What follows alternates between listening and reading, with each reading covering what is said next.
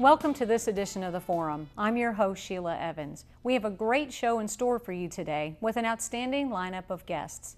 We get our show started today by talking with Matthew Trish, New Hanover County Schools lead athletic trainer.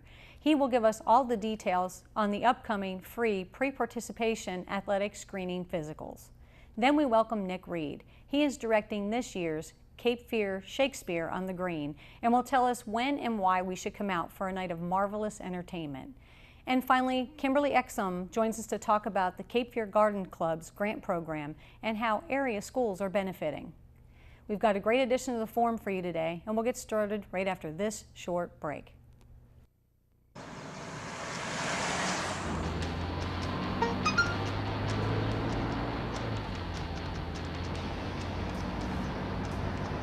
The average text takes your eyes off the road for nearly 5 seconds.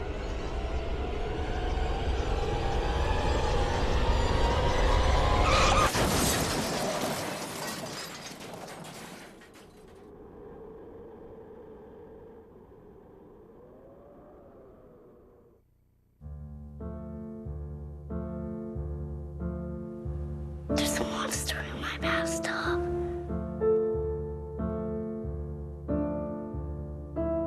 There's one on the couch. There's a monster on my bed. Keep innocent things from triggering an asthma attack. Please make the monsters go away. Learn how to stop their asthma attacks at noattacks.org. Matthew Trish, the lead athletic trainer for New Hanover Schools, is my next guest, and we're here to talk about the pre-participation athletic screening physicals. You got it. Woo! Better known as like the sports physicals. Exactly. Or you say PPEs. Yeah, sports physical, a physical exam. Tell us when the dates are. The boys will be Thursday, June 1st. Okay. And the girls is going to be Thursday, June 8th this year. Okay, and what time does that happen? 6 p.m. First come, first serve. So get there 6 p.m. Whoever's in line this year first is going to go first. Okay. But boys have to go on the boys' date, Right. and girls have to go on the girls' date, and that's just to, for the physicians. And do you their have to staff shut it down organize. at a certain time, or do you you guys try to crank get it there out? at 6. Okay. That's what we try to emphasize.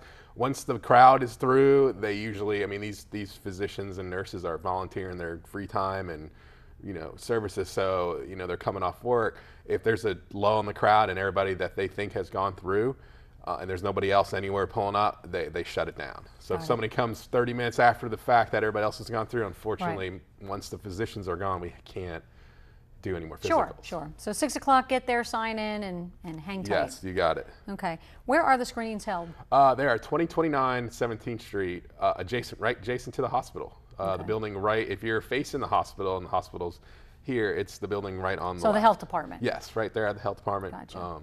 Just pull in, it's the health department building on the far left. You will probably see a bunch of people standing in line. There you more go. than likely. Because you open the doors probably at 6 o'clock, right? Yeah. We talked about how the screenings were at 6. What form do the students need to bring? You can get it on the website under athletics. They actually post it. It's called the pre-participation exam form, or Okay. PPE. By law now, the high school association is actually cracking down. It has to be the current form. If we get old forms, we can't use them. There are occasional, I think they do have copies at the front desk, but obviously I think the guardian has to sign the form, so unless the guardian's there, they can't really use that. So bring the one from online or the one on the high school association or from one of your coaches, as long as it's the new one from, I think, 2016. That's Do the you only think they're form. in the school offices as well? Is that Yeah, what you some mean by the offices front do office? have it. Your athletic Okay. trainer will have them. Just ask, but make sure on the back page on the bottom it says 2016. And if not, well, unfortunately, they'll have to either redo it there or they won't be able to they'll have to go back and get another version of it. Gotcha. And the parent or guardian signature Yes, is a must. back of the front page, there's a signature section on the bottom. Okay. And we talked about how they're first come, first served now. Is that different than how it was in the past? Yeah, first year we're doing this. It's kind of a combination of lower numbers for the, we're just having lower numbers for the free services, and a lot of it's based on everybody's insurance. A lot of people get free physicals now anyway. So we've had, issues with the way the building's laid out, where we try to get people grouped up, and sometimes people show up early and you know, they think they're going first, and all of a sudden they're not lined up in the right place, and it can get a little just like confusing. And so we think this is going to be a little easier for the you know, athletes to just go ahead and get through. It doesn't take very long, so even if you're not in first in line and you're in the back, you're going to get through pretty quick. How long do you think it usually takes? If you get Or is that a there, hard the question? process is probably, I want to say, if it's moving consistently, you know, 30 minutes. Oh, You know, okay. once you're in, it's 30-minute process. Okay. And so, you know, as everybody gets in line and you're showing up on time, you know, you can get in and out pretty quick. So when you walk in, are you literally signing in with someone? Yeah, they'll sign in, they'll Okay. check, make sure your form is signed and everything's filled out Yeah, correctly. right one. And then you'll go right into whatever station. Usually the first stations are vision and, Okay. and you know, height and things like that. So they start with different stations just to Yes, be and efficient? they break up. Yep, and then they'll break up. and then Obviously, they'll y'all have been move in. doing this a long time. Yeah, they've got the health department does an excellent job of getting everything organized in the different rooms and in the way they kind of line up and break it up. So luckily they do that. If not, it would probably take significantly longer to do. Have you been doing this a while? This is probably my 13th year doing it. Oh, so do you get a lot of the same people that volunteer? They just like helping out? Yeah. We usually get the same group of nurses that come Nice. in, and then every year we'll get new ones.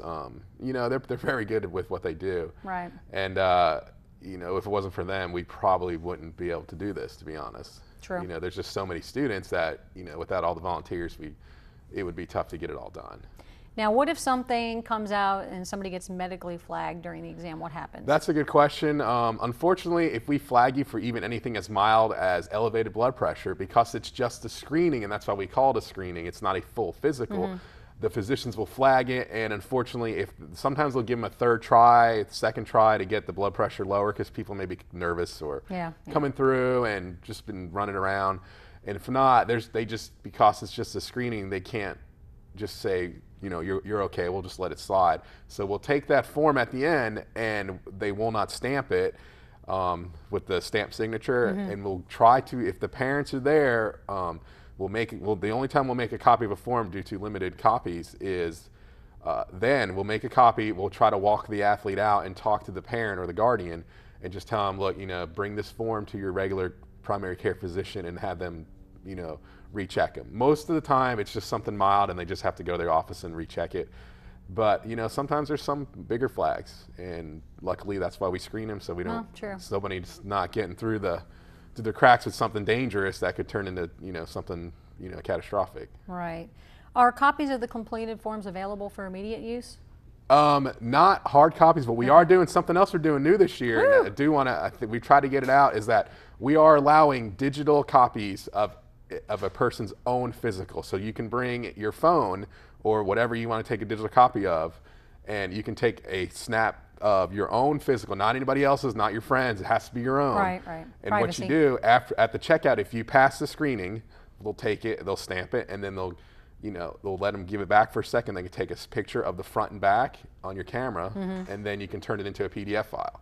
So if you need to use it immediately, that is your only option for a copy right away. Unfortunately, it takes up to the beginning of fall sports to get all the physicals processed through the health department and then through us. So if you need an immediate copy, have your athlete or you snap a picture of it at the checkout line. Got it. And that is the only way we can give you copies.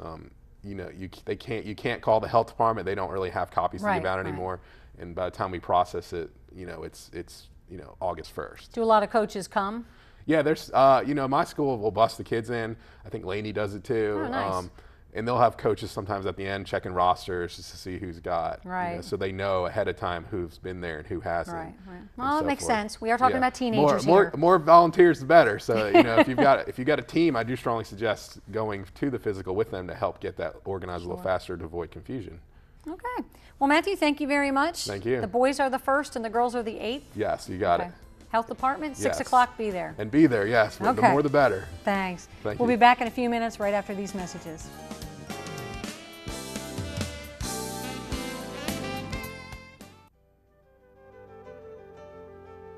Edgar Allan Poe led a troubled life plagued by poverty and the loss of the people he loved. Despite his problems, Poe produced a large body of work including short stories, essays, and poems. He died in Baltimore at the age of 40, but his stories and poems live on, read by millions of readers in America and around the world.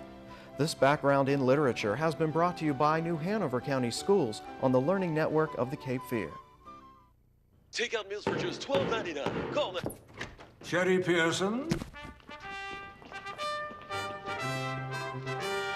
You are the sole surviving heir of the King of Montanopolis, and you are now worth $45 million. I'm rich!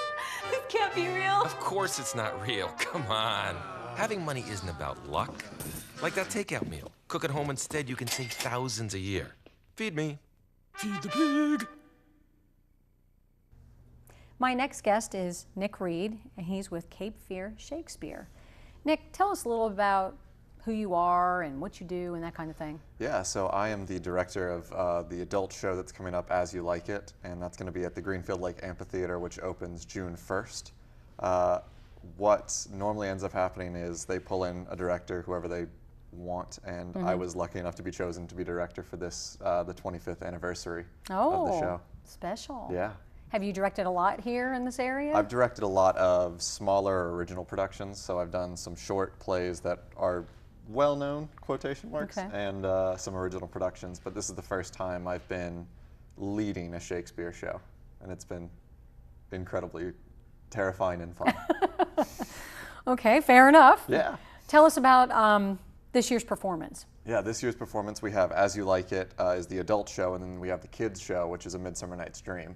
And those will basically be running together. So during the weekdays you have Midsummer Night's Dream, during the weekends you have As You Like It. Some shows are taken due to concerts, but we're happy to share the space with whoever we need to. Very good. So tell us a little bit about the show. The show is As You Like It, and it's a lot of the standard gender swapping that Shakespeare is pretty famous for. But this one has a unique instance of it where a woman has to pretend to be a man, and then that man pretends to be the woman that she actually is. And on top of that, you have all these bizarre characters running through the forest, trying to figure out how they want to be happy in this world, being banished from civilization, living in the forest. Most of them are just happy to be alive and exploring the outdoors. Gotcha. And everybody's local? Everyone is local. Yeah, we have, let me see, about half the cast is students. Oh. We have one person from Jacksonville who drives the track every single day. And I mean, everyone's so committed, everyone is so local, and some people have never even done really any acting before, but they were so committed to the show that I was lucky to have them. Very good. Tell us when and where the plays take place. Well, where is we have the Forest of Arden, and a part of the play takes place in the court. But the majority of the play that people know and want to see is in the Forest of Arden. So while this is all happening, you have to keep in mind that the majority of the cast has been banished from the court and is now just roaming around the forest. And everyone who's there is either having fun, falling in love, making jokes, or one character who is finding that they are most happy when they are miserable. Oh. So most people are having a really good time. Most people are having a great time, including the person who's miserable, but when she's miserable, maybe other people not so much. Very good. What's it like to attend these plays outdoors? I mean, it's a beautiful space if you've ever been to the Greenfield Lake Amphitheater. I mean, it's this huge open area with trees surrounding the stage. You have the actual lake itself behind the stage. Most people, what they do is they come out, have a picnic, they bring drinks, they bring food. One guy, I remember, even brought a grill and was grilling out right before the show. Really? Yeah. And then tailgating. Yeah, it's basically that, but a little bit, I mean, not fancier, but certainly more theater-oriented, which has been great. Oh, that's funny. Awesome. So a lot of folks will bring something along with them? Yeah, absolutely. I mean, we have essentially like a concession stand, but it's pretty light on everything. So for the majority of whatever people want, they're just going to bring it. And then they're going to sit with their friends, watch the Shakespeare show. Whenever the intermission hits, just continue talking, continue having their picnic. It's pretty hard to tell what people actually come here for the Shakespeare or for the environment. Gotcha. What time does it usually start? It starts at 8. The doors open at 6:30. Well, the gates open at 6:30, of course. But everyone can come in about 6:30. They can hang out, have their picnics, get ready for the show, talk to their friends. Now, does the children's play start at 8? Children's play, I believe, starts at 8. I will probably have to get back to you on that one, Okay. but I'm pretty sure it starts at 8, and that's going to be, like I said, during the weekdays, pretty much the same sort of deal. Opens at 6:30. Kids are there, and both shows are entirely family-oriented. Mm-hmm. Cool. Where can people get more information about it? They can get more information off the Facebook page, which is Cape Fear Shakespeare LTD. Got Okay. it. And you can also basically reach out to them, message that Facebook group, message me, and I can try to provide any information that anyone needs. Gotcha. How's the process been challenging? Well, being the first time I've ever actually directed Shakespeare on my own, which I've assistant directed, it's been struggling to realize everything that my former directors have warned me about. They're true. They're not just full of hot air. The things that I have to worry about come very frequently. One character who doesn't really talk in the second half of the play, I was thinking, oh, this will be an easy character to direct. Now I'm realizing I don't know what to do with this character. Because he's not talking. He's not doing anything. So Yeah. what do I do? Yeah. So I have to figure this out. And then you have the cast of 14 looks to me and they're like, oh, well, how do I even pronounce this word? And I've forgotten to look up how to pronounce the word. Quotidian, for instance, or, I mean, so it's just constantly trying to keep these people in line and making sure that they're having fun, we're all having fun, and that I still don't look like a gigantic fool. Oh, geez. What do you hope people take away from the show? I hope people take away from the show that this is a show that shows that anyone can be happy however they want to be. It's not your job to tell anyone how they should be happy. I mean, the show's called As You Like It, so it should be pretty clear right there. But no one cares that one character is happy when talking about sad or very miserable things. Other characters run around the forest telling jokes. They're happy. The people who are evil at the end of the show, being a comedy, they turn their ways. And most people actually love living in the forest, even though everything they knew has been taken from them. And they find happiness however they can. So I think everyone should just realize my happiness is based off of what I perceive, not based off of what anyone else wants me to have. Very good. And family friendly. Very family friendly, So yeah. everybody can come out. Anyone. Very We've good. had age ranges of 1 to 100. Very good. Well, Nick, thanks for stopping by and giving us an update on Thank you Cape for Fear having me. Shakespeare. We'll be back in a few minutes right after these messages.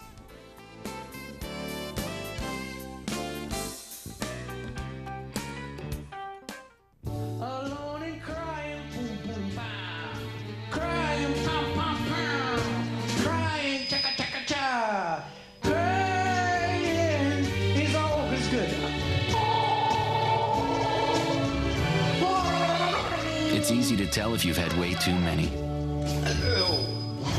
But what if you've had just one too many? Buzz driving is drunk driving. There we go. You want to go through the first loop, down on the right side. So often you see negative purposes for needles, but a needle is the key element in sewing. It's what makes the garment beautiful. You see a lot of drug abuse just walking down the street. It makes me really just look for something else to do, to stay as far away from that as possible. You get a high from doing something positive that lasts. For me, it's sewing, and my fashion show and people wearing my clothes, that's my high. I am joined by two ladies from the Cape Fear Garden Club. To my close left, I have Kimberly Exum, and to my far left, I have Sandra Kittinger. And we are here to talk about the Grants Disbursements Program. First of all, let's pick on you. Tell me a little bit about the history of the grant giving of the club. Okay. Well, Cape Fear Garden Club started the Azalea Garden Tour in 1953. And we quickly found that it was a great way to raise funds to support our mission, which was beautification of Wilmington. And as the tour has grown, so has the amount of money that we raise exponentially. Good. So for only $25, you can get a ticket for the weekend over Azalea Festival weekend to see our gardens. And the past few years, we have given over $70,000 in grants per year back to Wilmington. Very good. Tell us about some of the guidelines that you have for the projects. Well, first of all, you have to be a nonprofit, a charitable nonprofit under the IRS guidelines. Okay. And the grants that are applied for are for education, beautification, and conservation. They need to be in the New Hanover County area. Very good. And Sandra, let's pick on you for a little bit. Tell us about some of the past grants that the schools have gotten.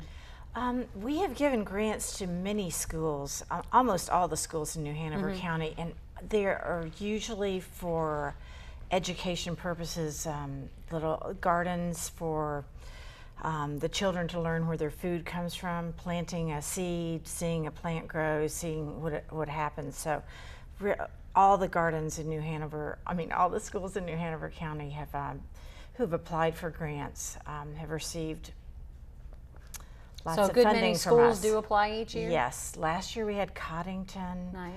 Kimberly, can you remember who our other schools were last year? Not off the top of my head, but we have given over $65,000 in the past 10 years to local schools. Very good.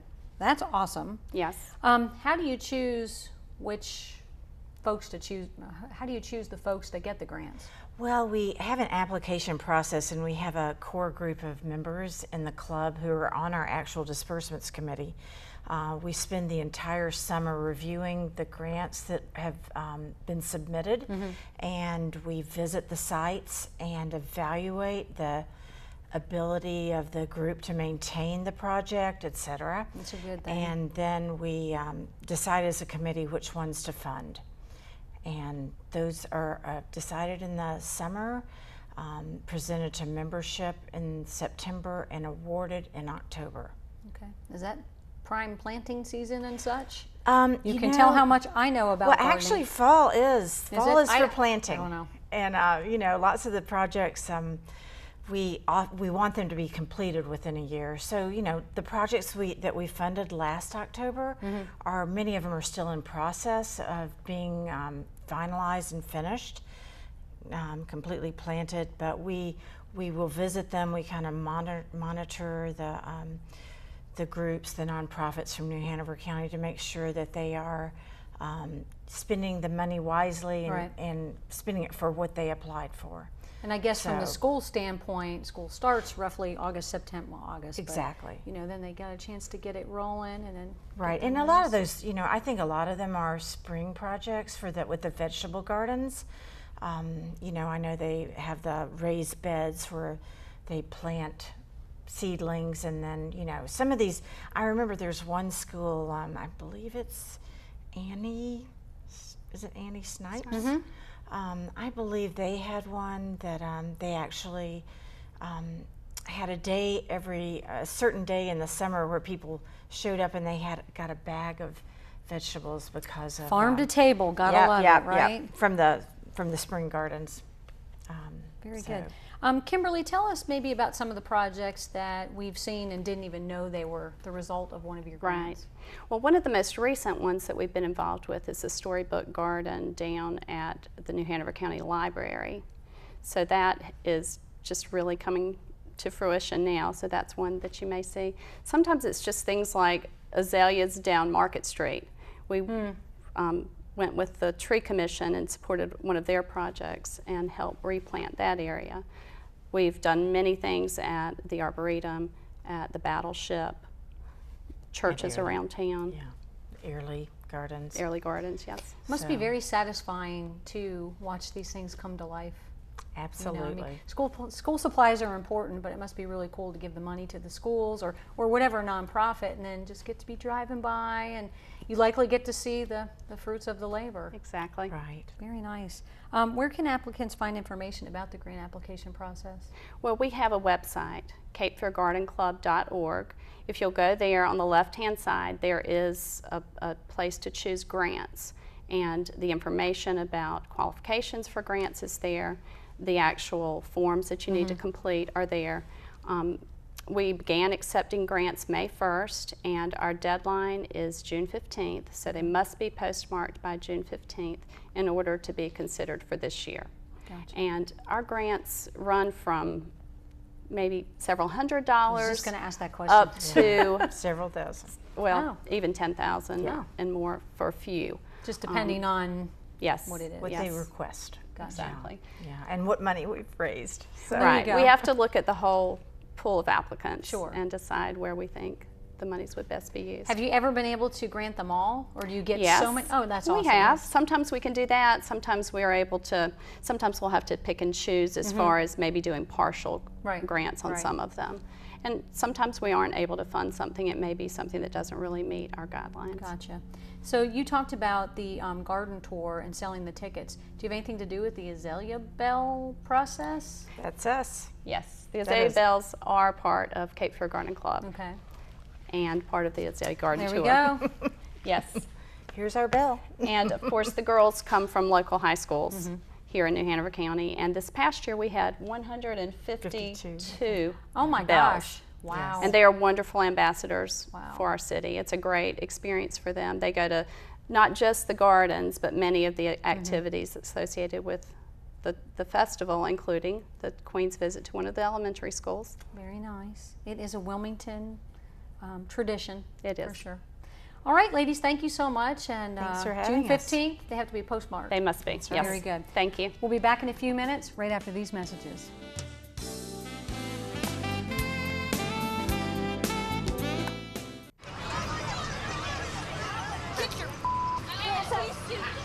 You're not sitting here. Yes, I am.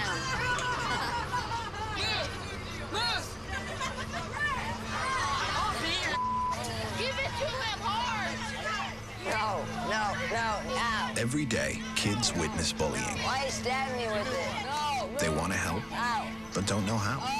Teach your kids how to be more than a bystander. Visit stopbullying.gov. What state am I? I'm the largest state east of the Mississippi River. My nickname is the Peach State. The 1996 Summer Olympics were held here. Do you know who I am? If you guessed Georgia, you're right.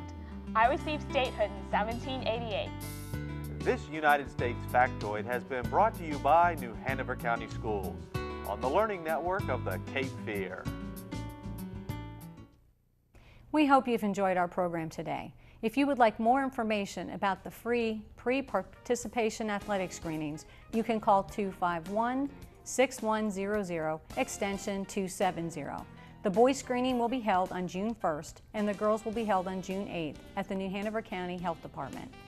To learn more about the Cape Fear Garden Club and their grant program, you can visit their website at capefeargardenclub.org. And if you ever have any of the questions about the topics we discussed here on our show today, please call the school system's public relations office at 254-4180 or check out the school system's website at www.nhcs.net. I'm Sheila Evans, and thanks for joining me today.